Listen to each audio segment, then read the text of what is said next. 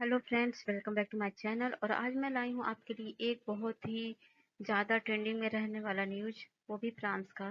तो आपको पता है फ्रांस में इस समय बहुत ज़्यादा हिंसा फैल चुकी है और वहाँ पर लोग सड़कों पे उतर आए हैं और बहुत तेज़ी से वो वहाँ पर दंगे फसाद कर रहे हैं और हर चीज़ को जला रहे हैं, सरकारी दफ्तर हो या कुछ भी हो वहाँ पर हमले कर रहे हैं।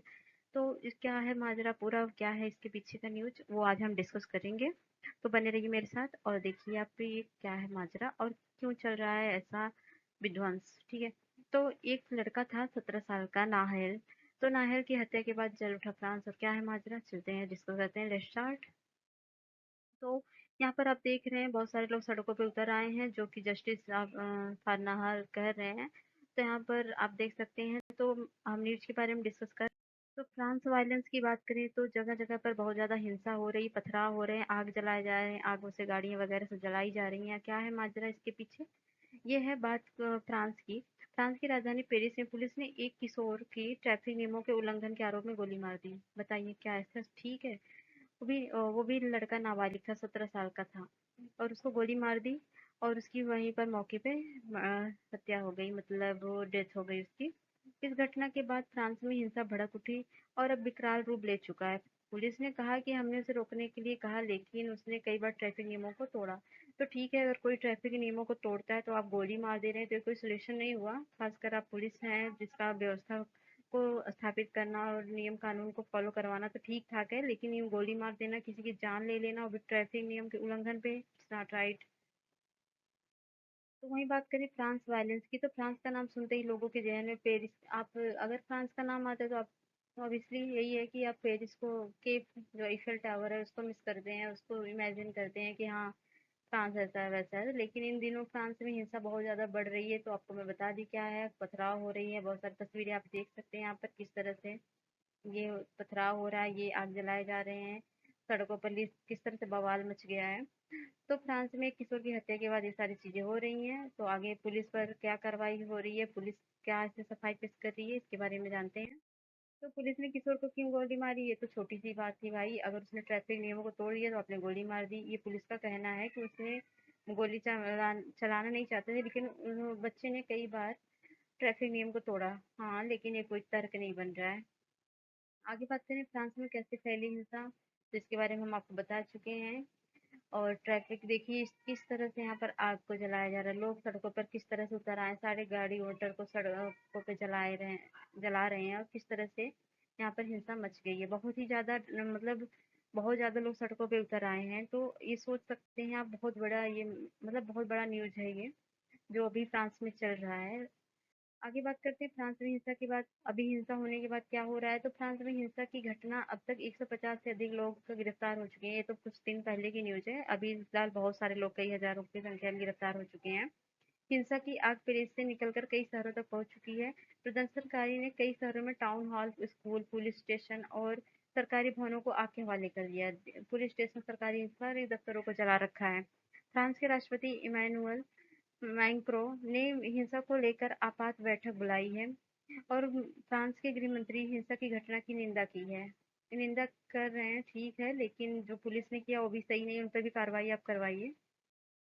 फ्रांस में 2005 में, आपकी जानकारी के लिए बताऊं तो फ्रांस में 2005 में भी ऐसी एक घटना हो चुकी है जिसमें आपातकाल की भी स्थिति आ गई थी और लगाई भी गई थी। बता दें अगर फ्रांस में हिंसा पर रोक नहीं लगी तो हालत बिगड़ सकता है। फ्रांस में हिंसा का पुराना इतिहास रहा है।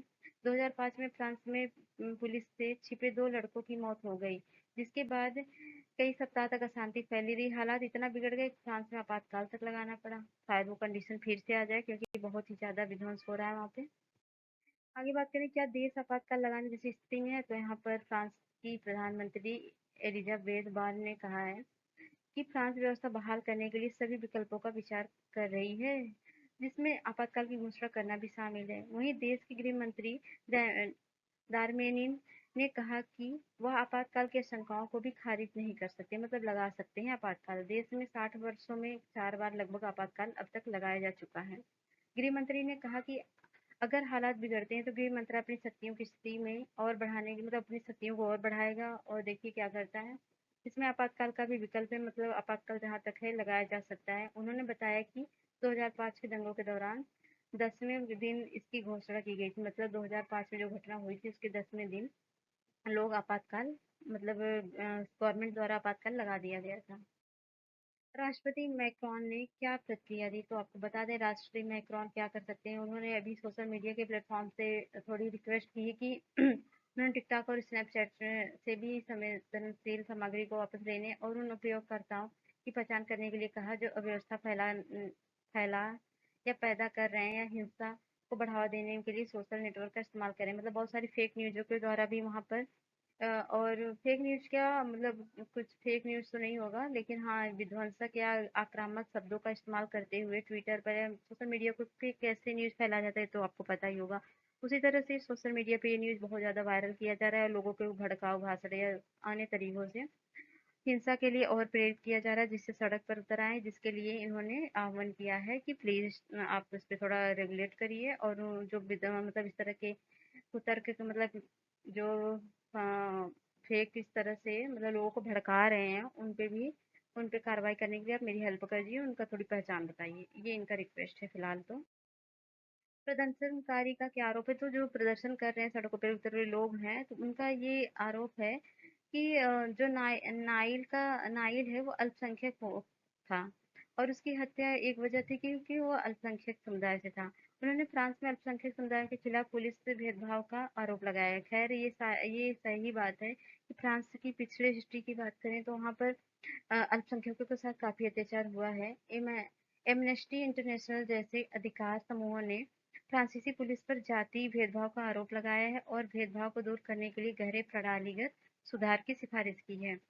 भेदभाव विरोधी प्रचारकों का कहना है कि नायल की मृत्यु का कारण उनकी जाति थी। खैर ये विरोधियों का कहना है, मतलब प्रदर्शनकारियों का, सॉरी।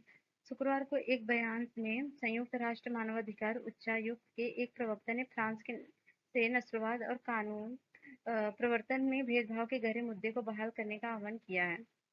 तो फ्रांसीसी विदेश मंत्रालय ने बाद में संयुक्त राष्ट्र की टिप्पणियों को खारिज करते हुए कहा कि फ्रांस और उनके पुलिस बल नस्लवाद और सभी प्रकार के भेदभाव के खिलाफ दृढ़ संकल्प के साथ लड़ते हैं।